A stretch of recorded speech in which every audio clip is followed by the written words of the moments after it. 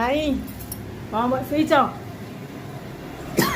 ବୋପାଲୋ ଏଟା କି ତରକାରୀ? ମଟର ତରକାରୀ। ଆଉ ଏଠି କଣ ବସେ? ଚା। ମାଇଁ ନା ମଟର ତରକାରୀ କେଡ଼େ ସୁନ୍ଦରୀ କରିଦେବେ ନା। ଚା ମଟର ତରକାରୀ ହୋଇଛି। ମାଇଁ ମଟର ଆଳୁ ପକେଇ ବୋଲି ଏଠି ଚକଡୁଛନ୍ତି।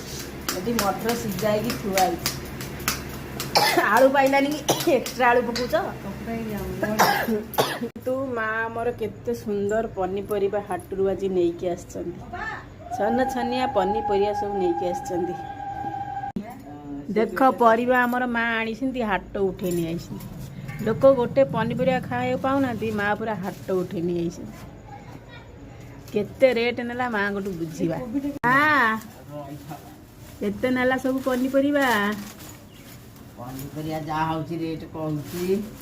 ମା ଯାଇଥିଲେ ପନିପରିବା ପାଇଁ ତାଙ୍କ ପୁଅକୁ ନେଇକି। ପୁଅ କିନ୍ତୁ ପନିପରିବା ରେଟ୍ ଶୁଣିକି କୁଆଡ଼େ ପଳେଇଗଲେ ଗୁପଚୁପ ଚାଟ ଖାଇବାକୁ।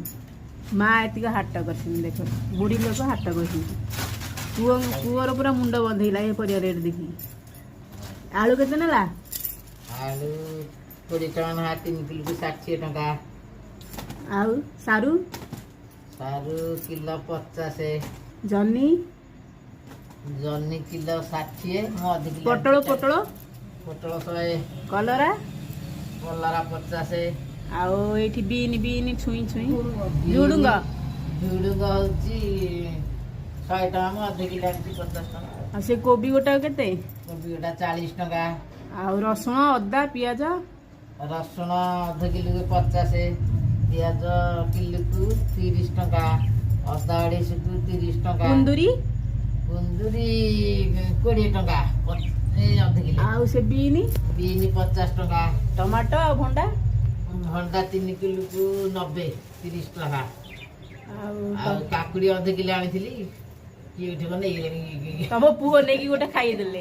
ଆଉ ବାଇଗଣ କିଲୋ 60। ଟମାଟୋ କିଲୋ 60 ର ଅଧ କିଲୋ ଆଣିଛି 30 ଟଙ୍କା। ଗାଜର 30 ଟଙ୍କା। ଦେଖନ୍ତୁ ଏତେ ରେଟ୍ ରେ ବି ମା ଆମ ମାନଙ୍କୁ ପରିବା ଯୋଗଉଛନ୍ତି, ସେଇଟା ବଡ କଥା। ଆମର ବହୁତ ବଡ ଫ୍ୟାମିଲି। ଏଇ ପନିପରିବା ଆମର 3-4 ଦିନ ଶେଷ ହେଇଯିବ। ହାଟ ପୁରା ଉଠେଇ ନେଇଯାଇଛନ୍ତି ପରିବା। ମାଙ୍କୁ ଏତିକି ପରିବା ଆଖିକି ଦେଖାଯାଉନି। ସିଏ ପୁରା ବସ୍ତା ବସ୍ତା ଆଣିବା ଲୋକ। ତାଙ୍କର ଆଖି ବଡ, ହାତ ବଡ। ଦେଇଦେବ ଯଦି ପୁରା ଛପର ଫାଡ଼ିକି।